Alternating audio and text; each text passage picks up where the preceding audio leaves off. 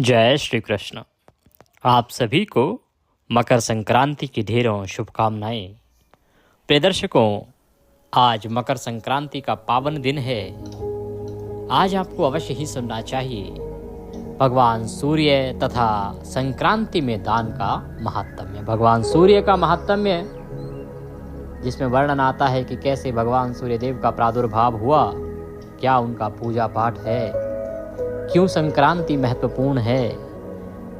ये संपूर्ण महात्म्य वर्णित है पद्म पुराण के षष्ठी खंड में। इसके सुने बिना संक्रांति का दान पुण्य अधूरा ही है।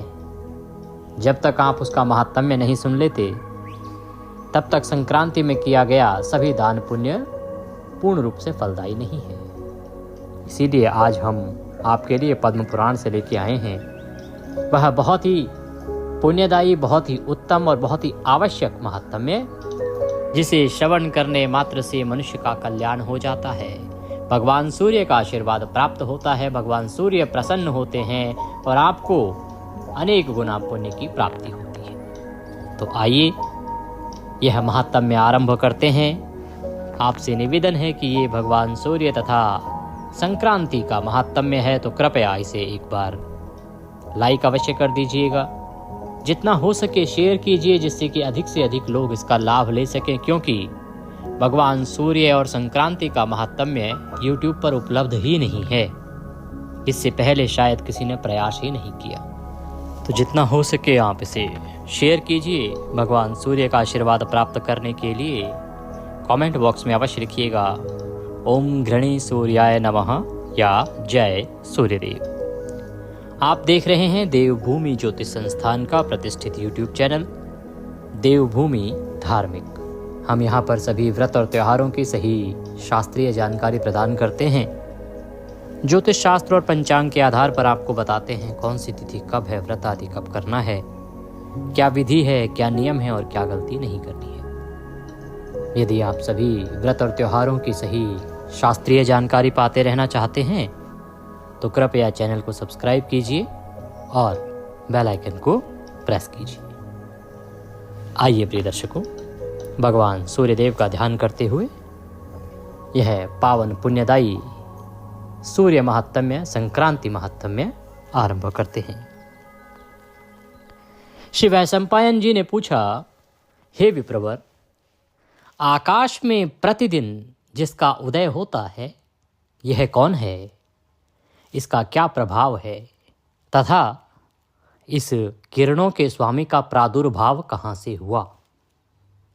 मैं देखता हूँ कि देवता, बड़े बड़े मुनि, सिद्ध, चारण, दैत्य, राक्षस तथा ब्राह्मण आदि समस्त मानव इसकी सदा ही आराधना किया करते हैं। तो वैशंपायन जी जो हैं वो व्यास जी के साथ बैठे हैं और व्यास जी से उन्होंने निवेदन किया है। व्यास जी तो आप जानते ही हैं, ईश्वर सृष्टि के प्रथम गुरु हैं, जिनके द्वारा सभी पुराण आदि का वर्णन श्रवण करने को प्राप्त होता है। उनसे बड़ा ज्ञानी, उनसे बड़ा विद्वान पुराणों का लेखक कोई हुआ ही नहीं। तो वैशंपायन जी ने इस प्रकार से व्यास जी महाराज से निवेदन किया कि वो कौन है जो प्रतिदिन आकाश में उदित भी होता है, और क्या कारण है कि उसकी पूजा देवता भी करते हैं, गंधर्व भी करते हैं, मनुष्य भी करते हैं, राक्षस भी करते हैं, ब्राह्मण भी करते हैं, सब उसकी पूजा करते हैं। भगवान वो है कौन? कहां से वो आए? कैसे उनका जन्म हुआ? और क्यों सब लोग उसकी पूजा करते हैं? तो वैशंपायन जी के इस प्रकार पूछे जाने पर व्यास जी महाराज बोले कि हे वैशंपायन, यह ब्रह्म के स्वरूप से प्रकट हुआ ब्रह्म का ही उत्कृष्ट तेज है। इसे साक्षात ब्रह्म में ही समझो। यह धर्म, अर्थ, काम एवं मोक्ष, इन चारों पुरुषार्थों को देने वाला है। निर्मल किरणों से सुशोभित यह तेज का पुंज पहले अत्यंत प्रचंड और दुस्सह था। इसे देखकर इसकी प्रखर रश्मियों से पीड़ित हो सब लोग इधर उधर भागकर छिपने लगे। व्यास जी महाराज कहते हैं कि इसका जन्म तो साक्षात ब्रह्मा से हुआ है। ये ब्रह्मा का एक प्रकार का उत्कृष्ट सबसे उत्तम जो तेज है ब्रह्मा का, वो यही है। और जिसे आप अभी जिस तेज पुंज को देख रहे हो ना, ये अभी कुछ भी नहीं है।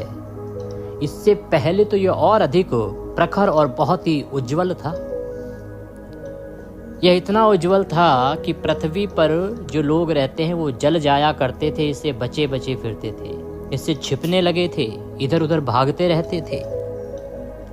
चारों ओर के समुद्र और समस्त बड़ी बड़ी नदियां और नद आदि सूखने लगे थे। इतनी अधिक तेज था कि जो समुद्र थे वो इसके तेज से सूखने लगे। नदियां सूख गई, उनमें रहने वाले प्राणी मृत्यु के ग्रास बन गए। मानव समुदाय भी शोक से आतुर हो उठा। मनुष्यों में भी शोक की लहर दौड़ गई कि इस प्रकार से वो जीवित कैसे बचेंगे इतने तेज में। यह देखकर इंद्र आदि देवता ब्रह्मा जी के पास गए, उनसे ये सारा हाल कह सुनाया कि क्या पृथ्वी पर हो रहा है। इस सृष्टि का जो जल है वह सूख लिया गया है सूर्य की किरणों के द्वारा। मनुष्य पीड़ित है, बाहर नहीं निकल पा रहा है इस सूर्य की तपिश और तेज से। जब देवताओं ने सारा हाल उन्हें कहा, तब ब्रह्मा जी ने देवताओं से कहा, हे देवगण, यह तेज आदि ब्रह्म के स्वरूप से जल में प्रकट हुआ है। यह तेजों में पुरुष उस ब्रह्म के ही समान है। इसमें और आदि ब्रह्म में तुम अंतर न समझना।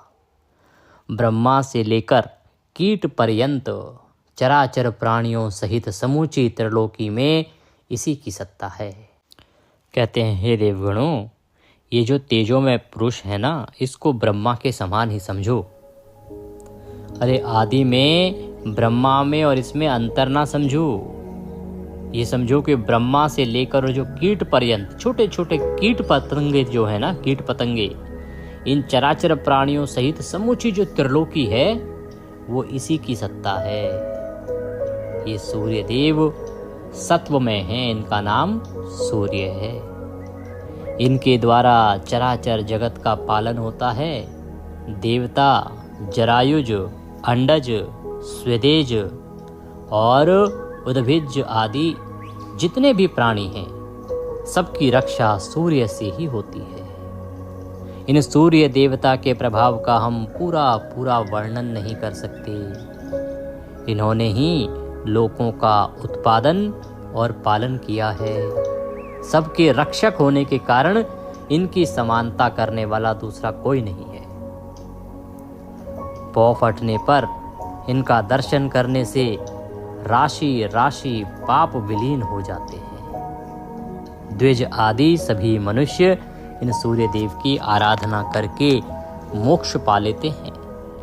और संध्योपासना के समय ब्रह्मवेत्ता ब्राह्मण अपनी भुजाएं ऊपर उठाए इन्हीं सूर्य देव का उपस्थान करते हैं और उसके फलस्वरूप समस्त देवताओं द्वारा पूजित होते हैं।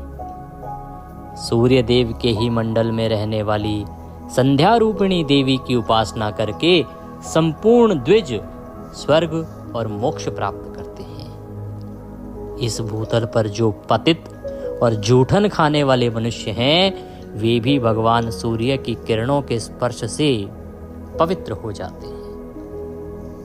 संध्या काल में सूर्य की उपासना करने मात्र से द्विज सारे पापों से शुद्ध हो जाया करते हैं।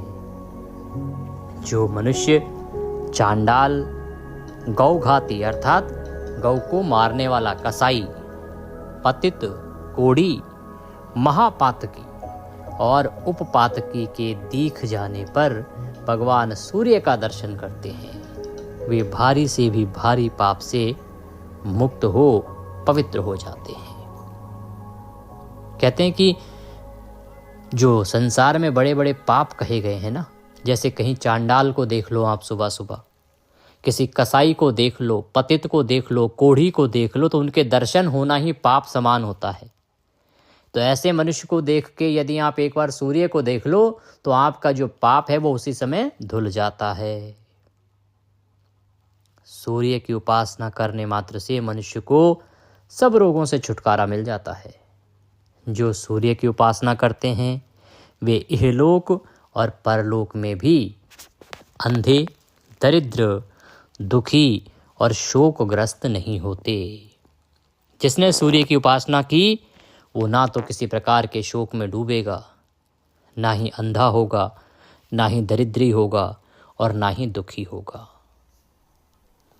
कहते हैं कि विष्णु और शिव आदि देवताओं के दर्शन सब लोगों को नहीं होते, केवल ध्यान में ही उन सब लोगों का साक्षात्कार किया जाता है। किंतु भगवान सूर्य प्रत्यक्ष देवता माने गए हैं। श्री व्यास जी महाराज कहते हैं कि वह सम्पायन जो मनुष्य भगवान विष्णु की पूजा करते हैं, भगवान शिव की पूजा करते हैं, उनको साक्षात दर्शन नहीं होते कभी उनके, वो ध्यान में ही दर्शन प्राप्त करते हैं। परंतु जो भगवान सूर्य हैं ये एक अकेले प्रत्यक्ष देव हैं जो सबके सामने रहते हैं, जिनके दर्शन किए जा सकते हैं।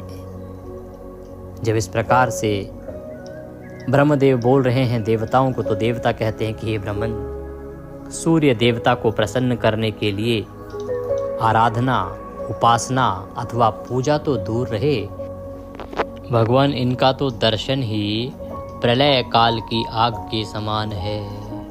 देवतागण कहते हैं कि भगवान आप जो कह रहे हैं कि इनकी पूजा करना, उपासना करना बड़ा कल्याणकारी है, आराधना करना बड़ा कल्याणकारी है, पर ब्रह्मदेव उपासना पूजा तो दूर की बात है, यदि कोई इनका दर्शन भी कर लेना तो वो भी प्रलय काल की आग के समान होता है।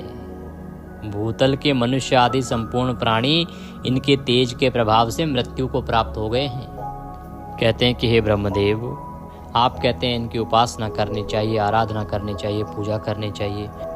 अरे इनका तेज तो इतना अधिक है कि साक्षात मृत्यु सामने होती है, कोई इनका दर्शन भी नहीं कर पाता। यदि दर्शन कर ले तो वह इनकी तेज से जल जाता है, फिर इनकी उपासना पूजा कैसे कर पाएगा। हे भगवान, समुद्र आदि जलाशय नष्ट हो गए, हम लोगों से भी इनका तेज सहन नहीं होता, फिर दूसरे लोग कैसे सह सकते हैं। इसलिए आप ही ऐसी कृपा करें जिससे हम लोग भगवान सूर्य का पूजन कर सकें, सब मनुष्य भक्ति पूर्वक सूर्य देव की आराधना कर सकें। इसके लिए आप ही कोई उपाय कीजिए।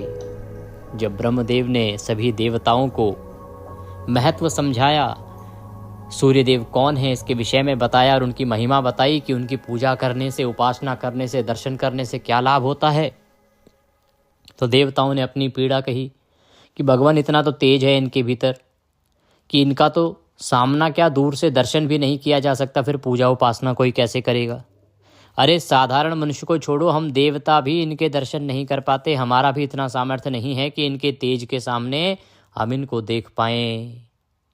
जब हम देवता इनका पूजन नहीं कर सकते, दर्शन नहीं कर सकते क्योंकि इनका तेज अधिक है, हम नहीं झेल पा रहे उस तेज को, तो साधारण मनुष्य कैसे उसका सामना करेगा और कैसे उनकी पूजा करेगा। तो हे ब्रह्मदेव, हमारी आपसे विनती है कि कुछ ऐसा करें जिससे कि इनका तेज कम हो जाए और फिर सभी लोग प्रेम से इनका पूजन कर पाएं। इसके लिए आप कोई उपाय कीजिए। व्यास जी महाराज कहते हैं कि देवताओं के वचन सुनकर ब्रह्मा जी ग्रहों के स्वामी भगवान सूर्य के पास गए और संपूर्ण जगत का हित करने के लिए उन्होंने सूर्य की स्तुति की, क्योंकि भाई अब सूर्य का तेज तो कम करना ही पड़ेगा।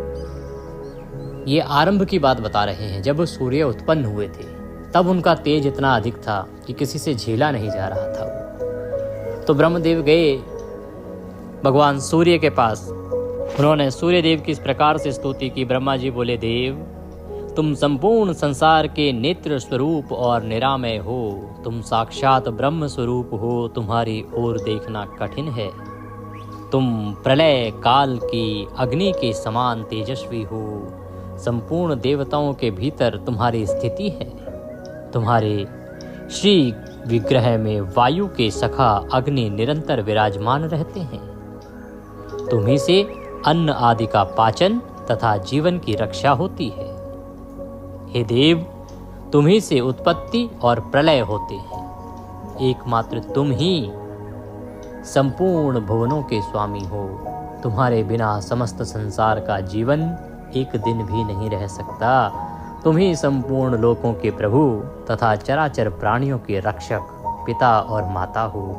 तुम्हारी ही कृपा से यह जगत टिका हुआ है। हे भगवान, संपूर्ण देवताओं में तुम्हारी समानता करने वाला कोई नहीं है। शरीर के भीतर, बाहर तथा समस्त विश्व में, समस्त सर्वत्र तुम्हारी ही सत्ता है। तुमने ही इस जगत को धारण कर रखा है। तुम ही रूप और गंध आदि उत्पन्न करने वाले हो। रसों में जो स्वाद है वह तुम ही से आया है। इस प्रकार तुम ही संपूर्ण जगत के ईश्वर और सबकी रक्षा करने वाले सूर्य हो। हे प्रभु, तीर्थों, पुण्य क्षेत्रों, यज्ञों और जगत के एकमात्र कारण तुम ही हो। तुम परम पवित्र, सबके साक्षी, गुणों के धाम हो। सर्वज्ञ, सबके कर्ता, संहारक, रक्षक, अंधकार, कीचड़ और रोगों का नाश करने वाले तथा दरिद्रता के दुखों का निवारण करने वाले तुम ही हो। इस लोक तथा परलोक में सबसे श्रेष्ठ बंधु एवं सब कुछ जानने और देखने वाले तुम ही हो। तुम्हारे सिवा दूसरा कोई ऐसा नहीं है जो सब लोकों का उपकारक हो। जब इस प्रकार से ब्रह्मदेव ने सूर्यदेव की स्तुति की, तब आदित्य ने कहा, महाप्राज्ञ पितामह, आप विश्व के स्वामी तथा श्रेष्ठा हैं। शीघ्र अपना मनोरथ बताइए, मैं उसे पूर्ण करूँगा। सूर्यदेव बोले कि हे पितामह ब्रह्मा, आप ही तो इस सृष्टि को रचने वाले हैं, तो आप क्या चाहते हैं वह बताएं, मैं वैसा ही करूँगा। ब्रह्मा जी बोले, सुरेश्वर, तुम्हारी किरणें अत्यंत प्रखर हैं और लोगों के लिए वे अत्यंत दुस्सह हो गई हैं। अतः जिस प्रकार उनमें कुछ मृदुता आ सके वही उपाय करो। जो परेशानी थी उन्होंने बताई सूर्यदेव को कि भाई आपकी जो किरणें हैं वो इतनी प्रखर हैं कि जिसके कारण लोगों की मृत्यु हो जा रही है। लोग सहन नहीं कर पा रहे हैं उस तेज को, तो जिससे कि उनका तेज थोड़ा कम हो जाए, उसमें मृदुता आ जाए, वैसा कुछ उपाय करो। जब ब्रह्मदेव ने इस प्रकार से कहा तो आदित्य कहने लगे कि प्रभु, वास्तव में मेरी कोटि कोटि किरणें संसार का विनाश करने वाली ही हैं। अतः आप किसी युक्ति द्वारा इन्हें खराद कर कम कर दें। सूर्यदेव ने कहा कि ये जो मेरी किरणें हैं ना, निश्चित रूप से ये संसार का विनाश करने वाली है, तो आप ऐसा कीजिए, किसी उपाय को करके इनको कम करवा दीजिए। तब ब्रह्मा जी ने सूर्य के कहने से विश्वकर्मा को बुलाया और वज्र की सान बनाकर उसी के ऊपर प्रलय काल के समान तेजस्वी सूर्य को आरोपित करके उनके प्रचंड तेजों को छांट दिया। उस छटे हुए तेज से ही भगवान श्री विष्णु का सुदर्शन चक्र बनाया गया। अमोघ यमदंड जो बना वो भी सूर्य की उन छटी हुई किरणों से ही बना, और शंकर जी का जो शक्तिशाली त्रिशूल है वह भी सूर्यदेव की छटी हुई उन किरणों से बना, और काल का जो खड्ग है तथा कार्तिकेय को जो आनंद प्रदान करने वाली शक्ति तथा भगवती दुर्गा के जो विचित्र शूल है ना, उस शूल का भी उसी तेज से निर्माण हुआ। जो सूर्य देव का तेज घटाया गया, वो जो घटाया गया तेज था, उस बचे हुए तेज से ही ये सभी शस्त्र बने। ब्रह्मा जी की आज्ञा से विश्वकर्मा ने उन सब अस्त्रों को फुर्ती से तैयार किया। सूर्यदेव की 1000 किरणें शेष रह गई, बाकी सब छांट दी गई। ब्रह्मा जी के बताए हुए उपाय के अनुसार ही ऐसा किया गया। कश्यप मुनि के अंश और अदिति के गर्भ से उत्पन्न होने के कारण सूर्य आदित्य के नाम से प्रसिद्ध हुए। कश्यप मुनि इनके पिता हैं और देवी अदिति इनकी माता हैं, और इनका नाम इसीलिए आदित्य रखा गया। भगवान सूर्य विश्व की अंतिम सीमा तक विचरते और मेरुगिरी के शिखरों पर भ्रमण करते रहते हैं। ये दिन रात इस पृथ्वी से लाख योजन ऊपर रहते हैं। विधाता की प्रेरणा से चंद्रमा आदि ग्रह भी वहीं विचरण करते हैं। सूर्य 12 स्वरूप धारण करके 12 महीनों में 12 राशियों में संक्रमण करते रहते हैं। उनके संक्रमण से ही संक्रांति होती है, जिसको प्रायः सभी लोग जानते हैं। कहते हैं व्यास जी महाराज की जो 12 राशियां हैं, तो उन 12 राशियों में बारी बारी से 12 महीनों में सूर्य भगवान जो हैं वो भ्रमण करते हैं, एक राशि से दूसरी, दूसरी से तीसरी। और ये जो संक्रमण होता है एक राशि से दूसरी राशि में, इसी को संक्रांति कहा जाता है। व्यास जी महाराज कहते हैं कि मुने, संक्रांतियों में पुण्य कर्म करने से लोगों को जो फल मिलता है वह सब हम बतलाते हैं। अब ध्यान से सुनिएगा, संक्रांतियों के पुण्य फल का वर्णन आ रहा है जो स्वयं व्यास जी महाराज ने किया है। कहते हैं धनु, मिथुन, मीन और कन्या राशि की संक्रांतियों को षडशीति कहते हैं, तथा वृष, वृश्चिक, कुंभ और सिंह राशि की जो संक्रांतियां आती हैं, जब इन राशियों में सूर्यदेव प्रवेश करते हैं, ये संक्रांतियां विष्णुपदी संक्रांति कहलाती हैं। षडशीति नाम की जो संक्रांति हैं, उन संक्रांतियों में किए हुए जो पुण्य कर्म होते हैं उनका फल 86,000 गुना होता है। अर्थात जो पुण्य कर्म आप उन संक्रांतियों में करते हैं, षडशीति संक्रांतियों में कौन कौन सी हैं षडशीति?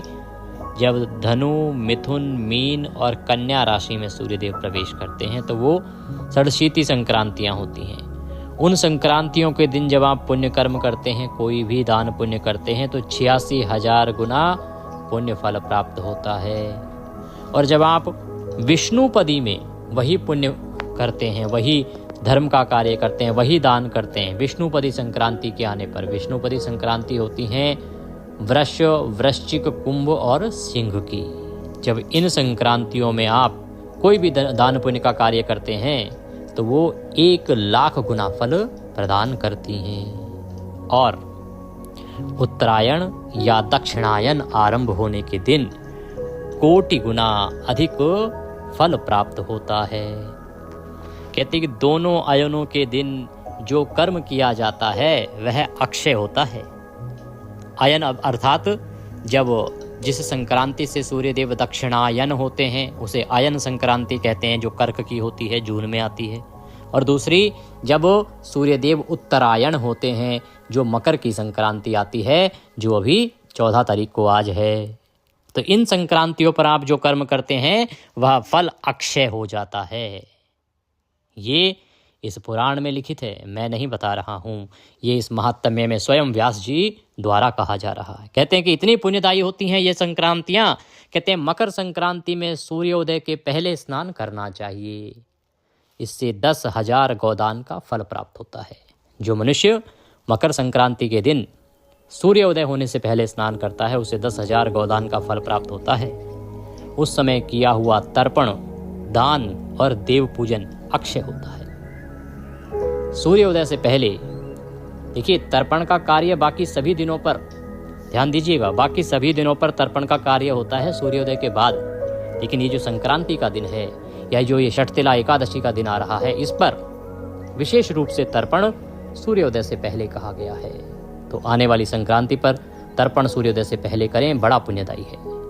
उस समय किया हुआ तर्पण, दान और देव पूजन अक्षय होता है।